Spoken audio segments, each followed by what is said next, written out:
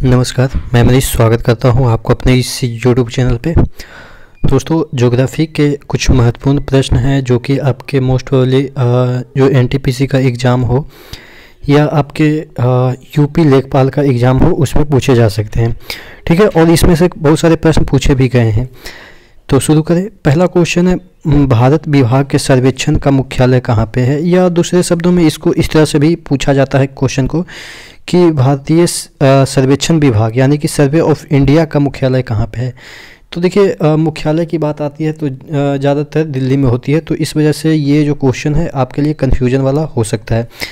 तो सर्वेक्षण की बात करें तो ये देहरादून में है। ठीक है, भारतीय सर्वेक्षण विभाग की बात करें तो ये देहरादून में है। इसको ध्यान दीजिएगा क्योंकि दिल्ली देख के आपसे थोड़ा सा कन्फ्यूजन क्रिएट करवा सकता है। ठीक है, एग्जामिनर। अगला देख लेते हैं, कोंकण रेलवे की अनुमानित लंबाई क्या है। तो जो कोंकण रेलवे है जो कि सहादरी क्षेत्र में है। ठीक है, सहादरी एक तट है जो कि आपको पता है कि जो मालाबार क्षेत्र है उसके उत्तरी भाग को हम सहादरी कहते हैं। ठीक है, तो ये जो कोंकण रेलवे है उसकी लंबाई अनुमानितः कितनी है, तो 760 किलोमीटर है। ठीक है, 760 किलोमीटर है। अगला क्वेश्चन देख लेते हैं। ये जो क्वेश्चन है काफ़ी इंपॉर्टेंट इसलिए हो जाती है क्योंकि रेलवे से संबंधित है, तो ये क्वेश्चन पूछे गए हैं। अगला क्वेश्चन है, गोल्डन क्वाड्रिलेटरल यानी कि स्वर्ण चतुर्भुज जो परियोजना है कौन से महानगरों को जोड़ती है। तो देखिए, ये जितने भी आपके मतलब कि जितने भी मेजर कैपिटल है उसको जोड़ती है। जैसे आपके मतलब पूरा इंडिया के जो मेजर कैपिटल कौन कौन से हैं, दिल्ली है, कलकत्ता है और बम्बई है और चेन्नई है। ठीक है, या आप इसको इस तरह से कह सकते हैं कि अंग्रेज़ों के ज़माने में जो महत्वपूर्ण नगर थे, तो अंग्रेज़ों के ज़माने में मद्रास प्रेसिडेंसी था, मुंबई प्रेसिडेंसी था, कलकत्ता में तो वो रहते ही थे।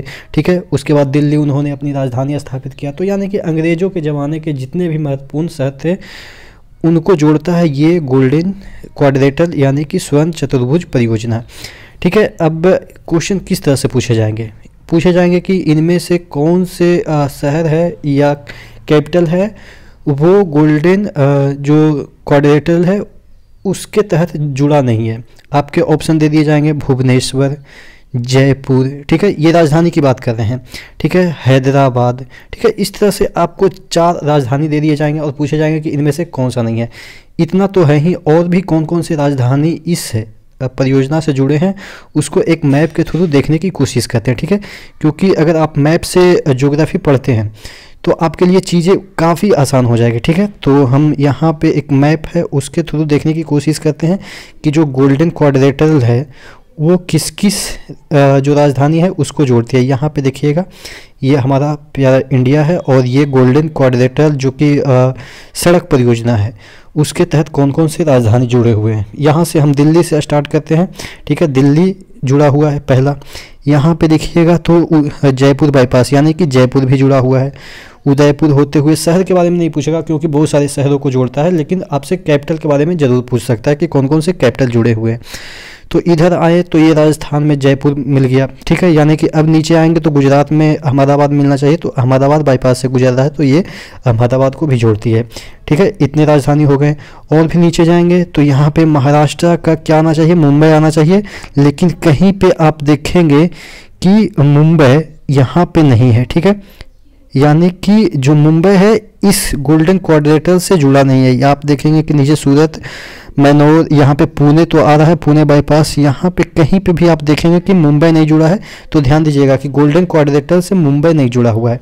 ठीक है, उसके बाद नीचे आएंगे तो हमारा ये कौन आएगा, गोवा आएगा, यानी कि पणजी जुड़ना चाहिए, तो पणजी भी इससे नहीं जुड़ा है। ठीक है, जो नहीं जुड़ा है उसके बारे में हम याद करेंगे क्योंकि इस तरह के क्वेश्चन पूछे गए हैं कि कौन राजधानी नहीं जुड़े हैं। उसके बाद ये नीचे आएंगे तो बेंगलोर होना चाहिए, तो बेंगलोर यहाँ पे देखिएगा जुड़ा हुआ है। ठीक है, बेंगलोर। ठीक है, तो यानी कि गोल्डन क्वाड्रिलेटरल से बेंगलोर भी जुड़ा हुआ है। यहाँ पे अहमदाबाद के बाद कौन आ गया, बेंगलोर जुड़ा हुआ है। ठीक है, और भी शहर जो बीच में सतारा वगैरह है तो इसके बारे में तो पूछा नहीं जाएगा। यहाँ पे आएंगे तो इधर आएंगे तो चेन्नई होना चाहिए, चेन्नई भी जुड़ा हुआ है। ठीक है, ऊपर जाएंगे तो यहाँ पे हैदराबाद होना चाहिए। ठीक है, आंध्र प्रदेश की राजधानी हैदराबाद, हालांकि विजयवाड़ा होनी चाहिए, अभी तो हैदराबाद ही आपके ऑप्शन आएंगे। तो हैदराबाद भी नहीं जुड़ा हुआ है, हैदराबाद तो थोड़ा सा अंदर है। यहाँ पे विशाखापट्टनम है, ठीक है, यहाँ पे देखिए विशाखापट्टनम होते हुए ये निकल गई है रोड। अब देखिएगा कि ये एकदम से जो भारत का बैंक है, ठीक है, तट है, उसके किनारे किनारे प्रमुख नगरों को जोड़ रही है। तो यानी कि ऊपर हैदराबाद में भी नहीं ये पास कर रही है, यानी कि अब ऊपर जाएंगे तो यहाँ पे क्या आना चाहिए, उड़ीसा की राजधानी भुवनेश्वर आनी चाहिए। तो भुवनेश्वर भी इससे जुड़ा हुआ है, ठीक है। हाँ, उसके ऊपर आएंगे तो हमें क्या मिलेगा, पश्चिम बंगाल यानी कि कलकत्ता, तो कलकत्ता इससे जुड़ा हुआ है। इधर आएंगे तो ये बिहार से होते हुए निकलेगी, तो औरंगाबाद में तो ये निकल रही है, लेकिन कहीं पटना यहाँ पे नहीं है, तो यानी कि गोल्डन क्वाड्रिलेटरल से पटना जुड़ा हुआ नहीं है। अब ये फिर से ये और ऊपर गए तो ये यूपी होते हुए यानी कि बनारस होते हुए लखनऊ से पास होना चाहिए, तो लखनऊ भी इससे जुड़ी नहीं है, यानी कि ये आगरा होते हुए दिल्ली चली जाती है। तो कौन कौन से राजधानी इससे जुड़ी हुई है और कौन कौन से राजधानी इससे नहीं जुड़ी हुई है, ये आपको ध्यान रखना है, ठीक है। तो आशा करते हैं चीज़ें समझ में आई होगी। इसी तरह के क्वेश्चन लॉजिकल पूछे जाते हैं, अगर आप मैप से नहीं पढ़ते हैं तो आपके लिए थोड़ा सा मुश्किल हो सकता है, क्योंकि आजकल एग्जाम में इस तरह से क्वेश्चन पूछे जाते हैं, ठीक है। अगला क्वेश्चन देख लेते हैं यहाँ पे, ठीक है, ये तो हो गया। अगला क्वेश्चन है किस राज्य में सबसे ज़्यादा प्रतिशत गरीब हैं, यानी कि अगर गरीबी की प्रतिशत देखा जाए तो कितना 38 पॉइंट समथिंग है गरीब, यानी कि 100 में 38 लोग गरीब ही हैं। कौन से राज्य में, छत्तीसगढ़। देखिए आप अक्सर, अगर आपको याद नहीं होगा तो आप बिहार मारेंगे, क्योंकि आपको लगता है कि बिहार के लोग हर जगह मतलब कि क्या है कि रोजगार के लिए जाते हैं तो वो गरीब हैं, ठीक है।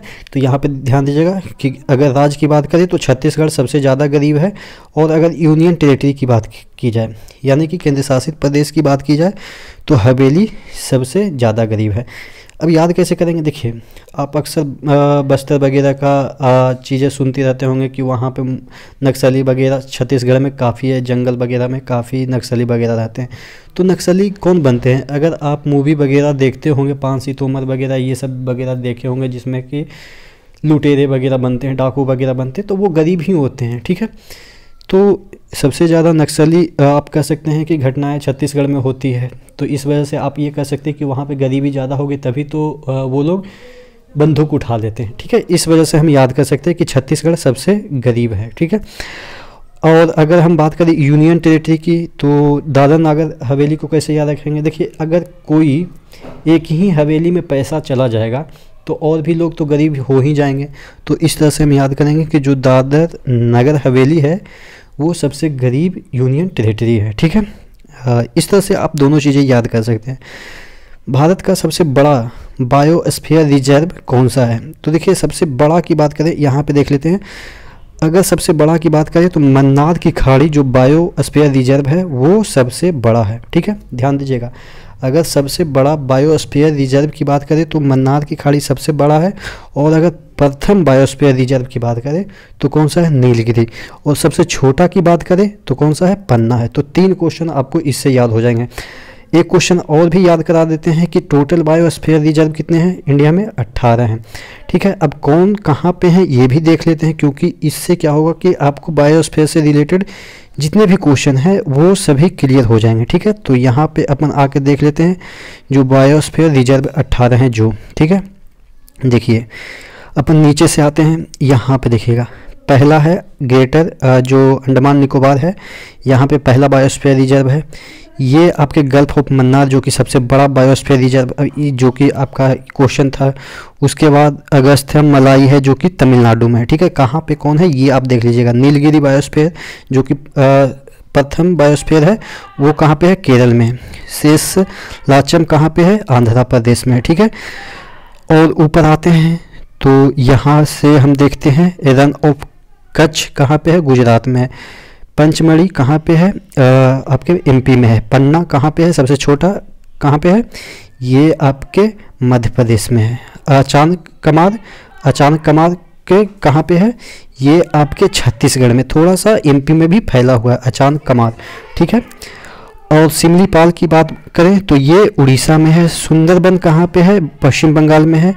कंचनजंगा कहाँ पे है? आपके सिक्किम में है। मानस असम में है। नोकरेक मेघालय में है। डिब्रू शिकागोवा कहाँ पे है? असम में। दिहांग दिवांग कहाँ पे है? आपके अरुणाचल प्रदेश में है। और यहाँ पे नंदा देवी हिमाचल उत्तराखंड में। और कोल्ड डिजर्ट कहाँ पे है? आपके हिमाचल प्रदेश में। तो ये टोटल आपके 18 बायोस्फीयर रिजर्व हैं, जो कि कौन कहाँ पे है आपको याद हो गया होगा। ठीक है, अगला क्वेश्चन की ओर जाते हैं। अगला क्वेश्चन यहाँ पे फिर से देखने की कोशिश करते हैं। अगला क्वेश्चन, ठीक है, कौन सा राज्य बाबड़ी स्टेप वेल के लिए प्रसिद्ध है? देखिए, स्टेप वेल क्या होता है, यानी कि नाम से ही पता चला, स्टेप वेल यानी बेल मतलब कुआं, और स्टेप मतलब कि सीढ़ी, यानी कि सीढ़ी नुमा। इस तरह से सीढ़ी बनता हुआ जाएगा, नीचे जाके एक प्रकार का कुआं हो जाएगा।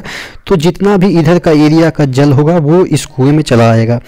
इस तरह का जो स्टेप वेल है वो अक्सर कहाँ पे पाया जाता है? ये आपके जो पश्चिमी भारत है, पहले ऐसा पाया जाता था, पश्चिमी भारत में स्टेप वेल पाया जाता था। देखिएगा, एक पिक्चर के थ्रू आपको समझाने की कोशिश करते हैं, जिससे आपको सब चीज़ क्लियर हो जाएगा। देखिएगा, यहाँ पे देखिए नीचे एक स्टेप गया, फिर एक नीचे स्टेप गया, फिर एक नीचे स्टेप गया। इस तरह से देखिएगा, नीचे एक कुआं टाइप का है, इसमें पानी है। तो इधर जितने भी एरिया आसपास के एरिया हैं वो रिस के पानी यहाँ पे चला आएगा। तो ये है आपके स्टेप वेल, और ये पुरानी पद्धति है। पहले इसी तरीके से वाटर को कलेक्ट किया जाता था पश्चिमी भारत में। पश्चिमी भारत बोले तो गुजरात हो गया, आपके राजस्थान हो गए। ठीक है, तो इसमें ऑप्शन देख लेते हैं कहाँ पे ऑप्शन दिया है। ठीक है, कौन से राज्य में बाबड़ी यानी कि स्टेप वेल के लिए प्रसिद्ध है? तो देखिए यहाँ पे दे रखा है गुजरात, तो ठीक है गुजरात होगा आंसर। अगर आपके राजस्थान भी दिए होते तो राजस्थान भी होते, क्योंकि ये एक जगह पे प्रसिद्ध नहीं है, ये आपके राजस्थान में भी पुराने ज़माने में पाए जाते थे। ठीक है, तो चीज़ें याद हो गई होगी। किनारे के पास आने वाली तरंगों को किस नाम से जाना जाता है? यानी कि देखिए, किनारे जो कि समुद्र के किनारा होता है, वहाँ पे जो तरंगे पहुँच जाती है उसको क्या कहते हैं? सुनामी कहते हैं। ठीक है, अक्सर आप सुनामी के बारे में तो सुने ही होंगे, कितना तबाही मचाया था। ठीक है, लास्ट क्वेश्चन देख लेते हैं। भूमध्य क्षेत्र में कौन सा मौसम में भारी वर्षा उसकी एक विशेषता है? तो भूमध्य क्षेत्र में शीतकाल में भी भारी वर्षा होती है। ठीक है, या भूमध्य क्षेत्र में तो अक्सर वर्षा होती ही रहती है, सालों भर ही होती है, तो यानी कि शीतकाल में भी वहाँ पे वर्षा होती है। ठीक है, तो आशा करते हैं जितने भी आज क्वेश्चन मैंने कराए, कुछ पिक्चर के थ्रू आपको याद करवाने की कोशिश की है। तो ज्योग्राफी इसी तरीके से पिक्चर मैप के थ्रू अगर पढ़ेंगे तो आपके दिमाग पे ज़्यादा देर तक लॉन्ग लास्टिंग होगी। ठीक है, तो नेक्स्ट वीडियो में नेक्स्ट अपडेट के साथ मिलते हैं, तब तक के लिए धन्यवाद।